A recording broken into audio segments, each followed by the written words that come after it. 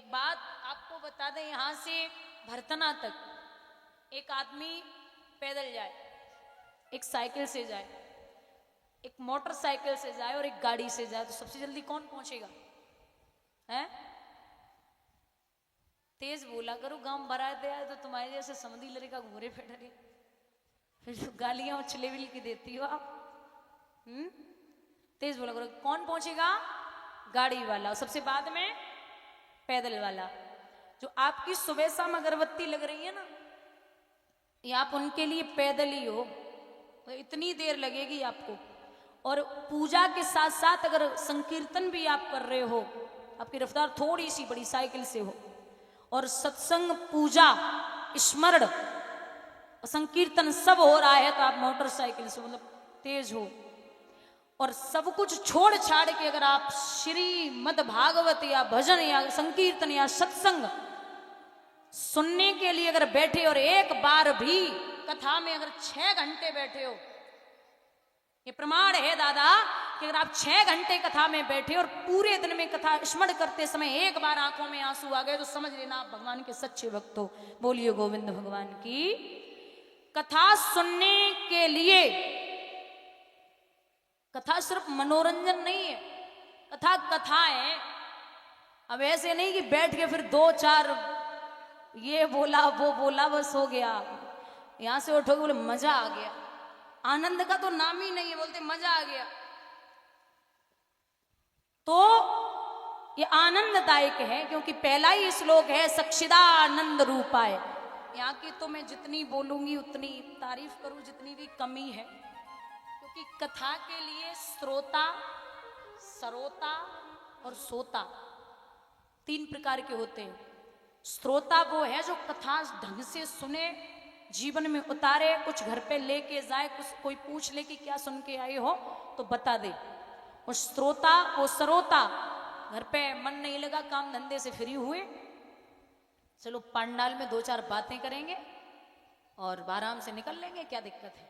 और सोता वो है, तुम्हारी जैसी वैसी माताएं कहीं कहीं होती हैं, वो उन्हें नींद नहीं ले पा रही है पंडाल में, लंबो से घूंघट डारो सोई गई, आरती को टाइम बहुत उठो जिज्जी हो गई आरती, ये सोता है। कथा मैं आपको बता दूं, एक संत ने बहुत छोटा सा उदाहरण दिया। कौन सा? कि एक मूर्तिकार ने मूर्ति बनाई 2, और एक जैसी मूर्ति, मतलब कोई भी उनमें ऐसा नहीं कि अलग अलग, कुछ भी बदलाव नहीं, एक जैसी मूर्ति, लेकिन मूर्ति की कीमत एक की है 5,000 और एक की है 50,000। तो जो लोग आते हैं उनको सेम ही लगती, उनमें कोई फर्क ही नहीं है। तो मूर्तिकार से पूछा, भैया इसमें कौन सी 50,000 की और कौन सी 5,000 की है? मूर्तिकार बोला, ये तो मैंने बनाई है, आप तय करोगे कौन सी 5 की कौन सी 50 की। सब आते, सबको सेम ही लगती, तो चले जाते। बोले मुझे तो नहीं पता, मैं तो नहीं बता सकता। एक संत आए, संत जी बोले एक सुतरी लाओ, धागा टाइप कुछ होता है, वो सुतरी लाओ, इधर से कान में डाली और इधर निकाल ली, ये 5,000 की है। फिर दूसरी मूर्ति के डाली, तो इधर से डाल के सीधा गले से उतर के पेट में पहुंची, हृदय होते हुए। बोले ये 50,000 की है। वही कथा के सामने जो श्रोता वक्ता के सामने बैठे होते, वही होता है। अगर आप इससे सुन रहे हो ना, इससे निकाल रहे हो, तो आप अपनी कीमत खुद ही जानते हो। बोलिए गोविंद भगवान की। मैं इसमें कुछ भी नहीं समझा सकती। तो नियमित रूप से आप कितना भी कुछ भी करो, अच्छा मार्ग अगर आपने पकड़ रखा, अच्छा कार्य कर रहे हो, जीवन में उतार चढ़ाव ये तो चलते ही रहते हैं। अभी कोई इलेक्शन लड़े, मतलब प्रधानी या कुछ भी मान के चलो, तो पता है 10-20 तो जे बोलेंगे, भैया तुम व्यवहार ना है, काय को परेशान हो, फालतू में हार जाओगे, बैठ जाओगे, पैसा बर्बाद हो जाएगा। और कुछ बोलेंगे नहीं नहीं नहीं तुम जीत जाओगे, चलो खड़े हो जाओ। तो ये समाज है, और ऐसे लोगों को रोकने के लिए हजारों होते भी हैं, और कुछ 2-4 ऐसे हैं जो सपोर्ट भी करेंगे। उसके बाद एक बात और है, कुछ बड़ा काम करोगे तो रुकावटें आएंगी, फिर चाहे वो कैसा भी कार्य हो। और अगर कानों को जैसे कोई बुराई भी कर रहा है, अच्छी नहीं लग रही आपकी बातें, आपकी कोई भी चीज, तो कानों को हमेशा अच्छा मत सुनाइए, इन्हें बुरा सुनाने का भी मौका दो। अगर अच्छा ही अच्छा सुनाते रहोगे ना, तारीफ ही तारीफ सुनोगे, तो अंदर अहम हो जाएगा कि मैं कुछ हूं। क्योंकि जिसका नाम होता है ना, वही बदनाम होता जाए, गली को स्वानू न जाने, बाकी कोई बातें न करे।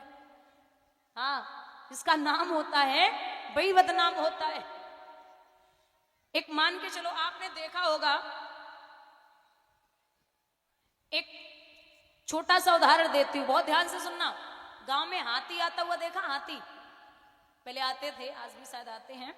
तो हाथी जब आता है तो गांव के लोग जो भी होते हैं उनको गणेश जी समझते हैं, माला डालेंगे, पूजन करेंगे, बढ़िया, बहुत सेवा।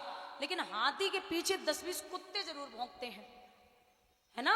ये भी देखा होगा। तो आपको और हमको क्या लगता है कि वो कुत्ते हाथी पे भौंक रहे?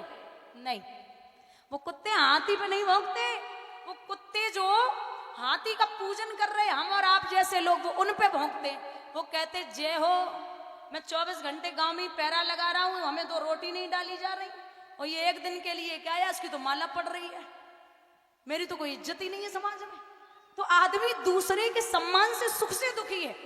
मान के चलो, गांव में 100 घर हो, 100, और 100 घरों में लाइट न हो भैया, और एक कोई सौर ऊर्जा ले आए, एक बल्ब जला ले, तो वो 99 घर ये नहीं सोचते कि हमारे घर में भी मेहनत कर लूं, हमारे घर में भी लाइट आ जाएगी। लेकिन वो ये जरूर सोचते हैं कि ऐसा कौन सा दिन होगा जिस दिन इसके घर की लाइट चली जाएगी। ये फितरत है समाज की। मैं हमेशा समझाती हूं, मान के चलो एक पहाड़ी है, उस पहाड़ी पे 100 मेढक चढ़ रहे। कितने? 100। पहले एक गिरा, 2, 3, 4, 5, 10, 20, 50, 70, 80, 90, 99। 99 मेढक नीचे आ गए पहाड़ी से। अब बचा कितना? तेज बोलो। एक। वो एक पहाड़ी चढ़ता जा रहा, तो बोले कि ये भाई 99 जब नीचे आ गए, तो ये कौन सा पहलवान है जो चढ़ जाएगा? इसमें कौन सी सामर्थ्य, क्या खाया इसने? नीचे वाले चिल्ला रहे, भैया नीचे आ जा, जब 99 नीचे आ गए, तू कौन सा पहलवान है जो चढ़ जाएगा, नीचे आ जा। लेकिन वो पहाड़ी चढ़ता जा रहा। लेकिन पहाड़ी चढ़ते चढ़ते जब पूरी चढ़ गया, तो लोगों ने पूछा कि क्या कारण था जो 99 नीचे पड़े और एक चढ़ गया? तो जवाब मिला कि उस मेढक को सुनाई नहीं देता था। जब पहले वाला चढ़ा था ना, तो 99 नीचे से चिल्ला रहे, तो भैया बहुत ऊंची है, गिर जाएगा, चढ़ नहीं पाएगा, तो हिम्मत टूट गई, वो नीचे आ गया। ऐसे ही लगातार चिल्लाते रहे, लेकिन जो 100वां था उसे सुनाई नहीं दे रहा था। बोलिए गोविंद भगवान की। जब भी कुछ अच्छा कार्य करें, जब भी बड़ा कार्य करें, या कोई भी कदम आगे को उठाएं, तो कानों पे हाथ रखिए, बहरा बनने की कोशिश करिए, काम पूर्ण होगा।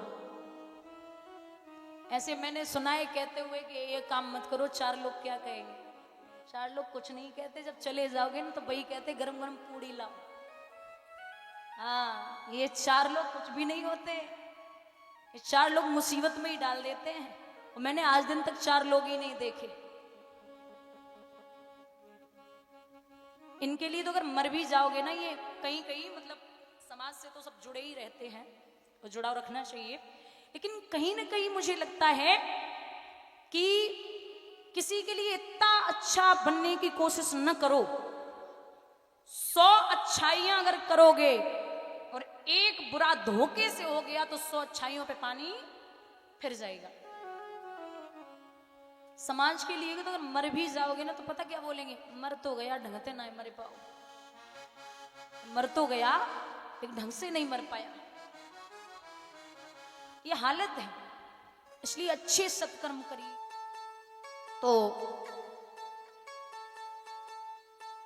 एक दिन नामदेव जी की पत्नी पानी भरने जा रही थी। अचानक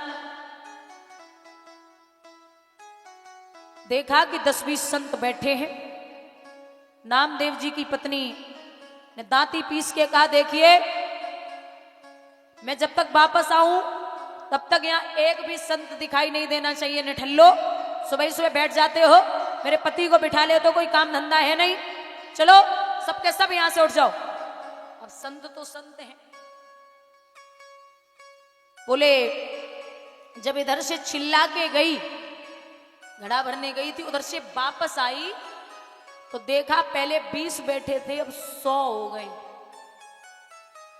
दांती पीस के बोली, मना किया था कि नहीं बैठना है, लेकिन एक ने भी नहीं सुना।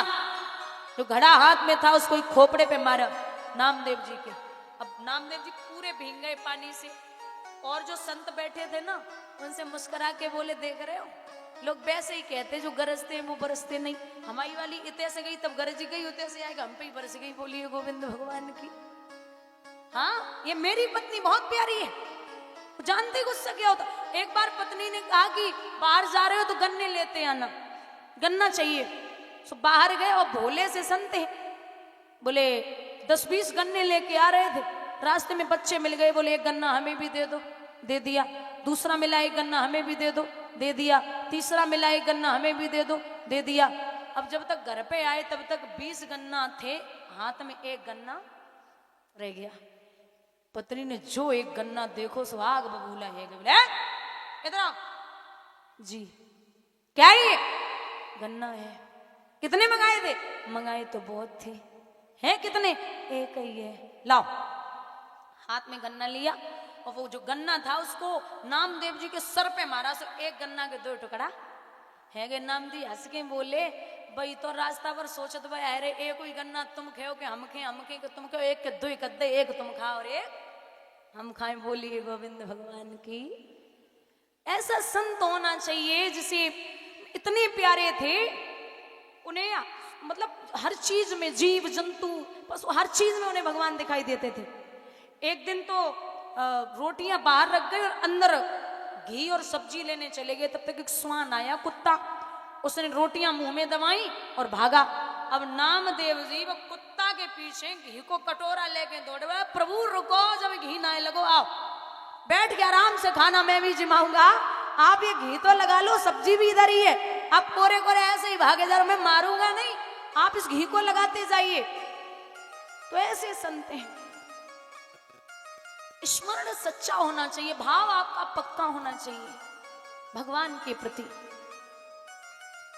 दिखाव, जैसे हमें किसी को बस में करना हो, किसी भी सामने वाले व्यक्ति को अगर बस में करना हो तो उसका पता है आप बस में कैसे करोगे। आप कमजोरी पकड़ लो सामने वाले की, आप कमजोरी पकड़ लो, वो बस में हो जाएगा। आप जैसे कहोगे वैसे ही चलेगा। ऐसे ही भगवान की कमजोरी है भक्त के आंसू। भगवान की कमजोरी है भक्त के आंसू। वो भक्त के आंसू नहीं देख सकते।